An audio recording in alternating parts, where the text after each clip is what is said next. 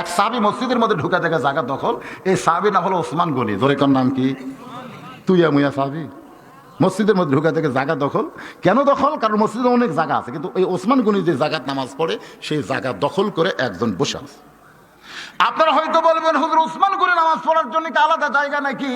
এই জায়গা ওসমান গনি করে নাই। আল্লাহ নবী বলেছেন, আমি যখন ইমামতি করব, আমি বরাবর যেই মুসল্লি পিছনে দাঁড়াবে তার নাম হলো আবু বক্কর। আমার আবু বক্কর যখন ইমামতি করবে, আবু বক্কর বরাবর যে পিছনে দাঁড়াবে তার নাম হলো ওমর।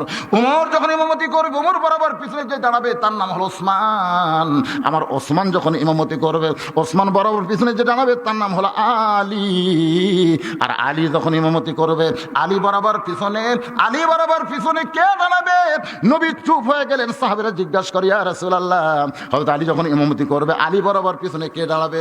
রাসূল বললেন, মা ইয়ানতিকু আনিল হাওয়া ইন হুয়া ইল্লা ওয়াহুন ইউহা। আমি নবী ততক্ষণ পর্যন্ত বলতে পারি না যতক্ষণ পর্যন্ত আল্লাহ না বানায়। এ আলী পর্যন্ত বলার হুকুম পেয়েছি। এই কথার দ্বারা বোঝা গেল আলী পর্যন্তই হলো খোলাফায়ে রাশেদা।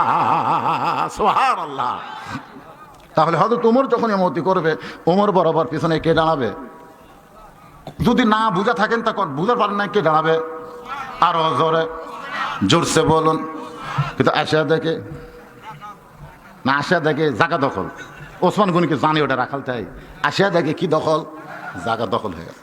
আল্লাহ নবী বলেছেন, কেউ যদি কোনো জায়গা দখল করে, সে যদি ইচ্ছা করা জায়গা না ছাড়ে, তাহলে তাকে জোর করে জায়গা ছাড়ানো যাবে না। আমি যত বড়ই হুজুর হই, নামাজ পড়তে ঢুকতে দেরি করছি। আমি 3 নম্বর কাতারে চান্স পাচ্ছি।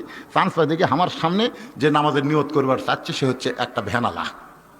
আমি যদি বলি এই ভ্যানালা, পিছন দিকে তাকে দেখতো মালটাকে, আমার পিছনে তুই সামনে নিয়ত করিস, এ কথা বললেই কবিরা গুনাহ হবে। এ কথা বলা মাত্র আমার আমল নামে আল্লাহ কবিরা গুনাহ দেবে। তুই কে রে? এই তুই কে রে? আর ভ্যানালা যদি পিছন দিকে তাকায় বলে, হুজুর আপনি পিছনে কেন, আপনি সামনে আসেন, আমি পিছনে যাচ্ছি, এটা জায়েজ আছে। সে যদি নিজের ইচ্ছায় জায়গা ছেড়ে দেয়, সেটা কি আছে? জায়েজ আছে। কিন্তু আমাকে তাকে সরানো যাবে না। ওসমান গনি রাখালে 500 দাঁড়ায় ফজরের 2 রাকাত সুন্নত নামাজ আদায় করলেন। 2 রাকাত সুন্নত যখন হয়ে গেছে, ওসমান গনি মনে মনে চিন্তা করে, এই ব্যক্তিকে তো জীবনে কোনোদিন দেখি নাই, জীবনে কোনোদিন দেখি নাই, আজকে প্রথম দেখতেছি। কিতাবের মধ্যে আছে ওসমান গনি 3 বার তার দিকে তাকাইছেন। জোরে কোন কয়বার? তাকানোর সাইজটা এইভাবে,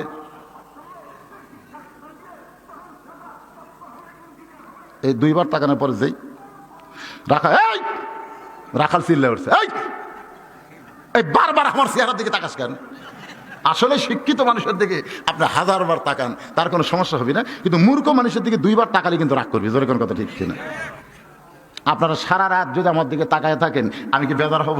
কেউ যদি মাথা নিচু করে থাকে, আমি কি বলবো, চাচা কি হয়েছে, আমার দিকে তাকান। তার মানে কি?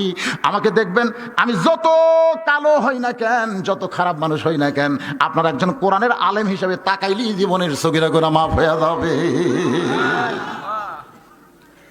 ওসমান গনি লাফ দিয়ে উঠছে, লাফ দিয়ে উঠছে। আল্লাহ রাসূল কইছে, আমার সবচাইতে নরম মনের, নরম কলিজার, নরম দিলের মানুষ হলো 2 জন, একটা হলো আবু বকর আর একটা হলো ওসমান। লাফ দিয়ে উঠছে ভয়ের ঠেলায়, এমন জোরে কথা, এই মিয়া বারবার আমার দিকে তাকাস, লাফ দিয়ে উঠছে। আহা, আপনারা বলেন তো, রাখাল যে ধরনের কড়া কথা বলেছে তার পিছনে কারণ হলো রাখালি করে। যারা রাখালি করবে তাদের ভাষা সব সময় একটু গরম হওয়া লাগবে, গরম। ওসমান গনি লাফ ধরে বলতে, ভাইজান কোনোদিন আপনাকে সামনে কাতারে দেখি নাই, আজকে প্রথম দেখেছি, এই কারণেই আমি 3 বার তাকাইছি। ধরে কোন কয়বার? আপনি এত গরম হচ্ছেন কেন? রাখাল বলতেছে যে আমাকে দেখবা কোত্থেকে? আমি কি সামনে কাতারের লোক? আমি কি সামনে কাতারের লোক চাই? আজকে খালি দেখার জন্য আছি, আজকে খালি আমি দেখার জন্য সামনে কাতারে আছি। আমার ঠেকা পড়েনি, আমার কোনো ঠেকা পড়েনি যে এটি এসে নামাজ পড়েনি। আমি বারান্দার নামাজ পড়ি, বারান্দায় নামাজ পড়ি, আমি হলাম একটা রাখাল। আজকে সামনে কাতারে শুধু দেখার জন্য আসছি, দেখা যখন হয়ে যাবে আর কোনোদিন আমি আসবো না।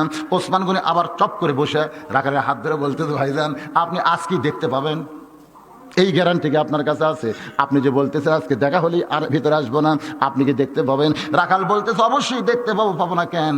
ওসমান গনি বলে, ভাই আজ কয়েক বছর হলে সামনে কাতারে নামাজ পড়ি, এখন পর্যন্ত দেখতে পাইলাম না। আজ কয়েক বছর হলে সামনে কাতারে নামাজ পড়ি, এখন পর্যন্ত দেখতে পাইলাম না। কারণ ওসমান গনি দেখতে চায় নামাজের মালিক আল্লাহকে, আর রাখাল দেখতে চায় হযরত ওমরকে। ওসমান গনি দেখতে চায় কাকে? এই লোভটা কে দিছে? নামাজের মধ্যে যে আল্লাহ দেখা যাবে, এই লোভটা কিন্তু আল্লাহ নবী দিছে। আল্লাহ নবী বলেছেন, আনতা আবুদুল্লাহ কাআন্নাকা তারাহ। যখন তোমরা ইবাদতের মধ্যে শামিল হবে, ইবাদতের মালিককে তোমরা দেখতে পাবে। রাখাল যখন, মুয়াজ্জিন যখন আকামত শুরু করেছে, এমন সময় হযরত ওমর মেহরাবের মধ্যে ঢুকতেছে। মেহরাবের মধ্যে ঢুকতেছে হযরত ওমর, অর্ধ পৃথিবীর খলিফা।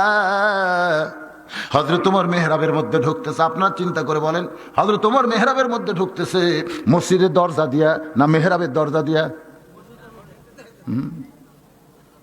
যখন মানুষের তৈরি করা আইন থাকবে, তখন ইমামদের মূল্যায়ন হবে না, ইমামরা দরজা দিয়েই ঢোকা লাগবে। আর যখন কোরআনের আইন চালু হবে, তখন ইমামদের মূল্যায়ন হবে।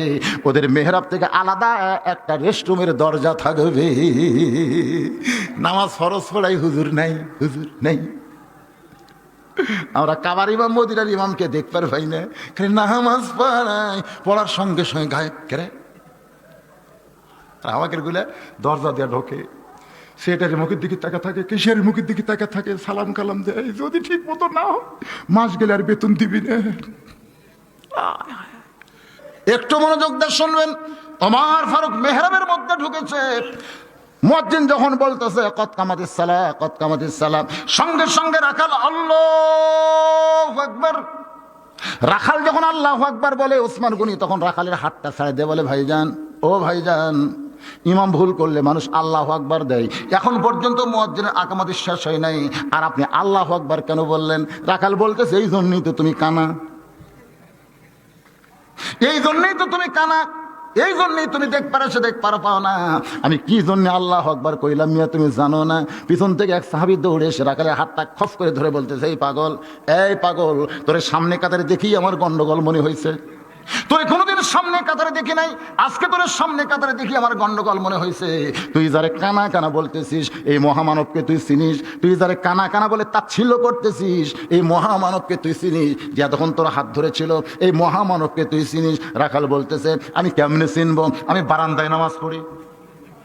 সাহাবী বলতেছে, এই মানুষটা হলো আল্লাহর নবীর ডবল জামাই ওসমান গনি।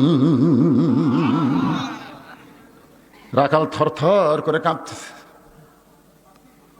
এই জন্যই ভিতরে ঢুকতে চাই, এই জন্যই আমি বারান্দায় নামাজ পড়ি, ভিতরে নবীর দামি দামি সাহাবীর সামনে আমি রাখাল কেমনে দাঁড়াই। কিন্তু ওই পথিক আমার সর্বনাশ করছে।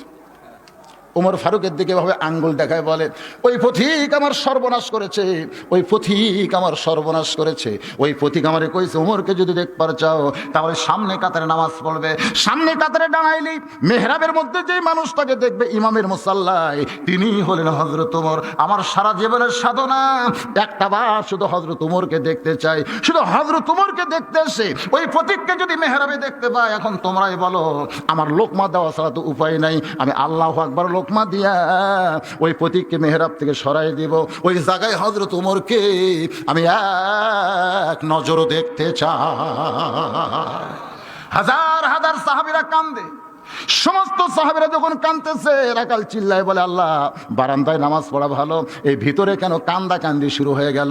ওসমান গনি বলে, রাখাল ভাই, ভিতরে কান্দার কারণ হলো তুমি যারে পথিক পথিক বলতেছো, তিনি হলেন হযরত ওমর। গাছের গোড়া কাটলে গাছটা যেমন পড়ে যায়, তেমনি পড়ে হযরত ওমরের সামনে মেহরাবের ভিতরে কাটা মুরগির মতন।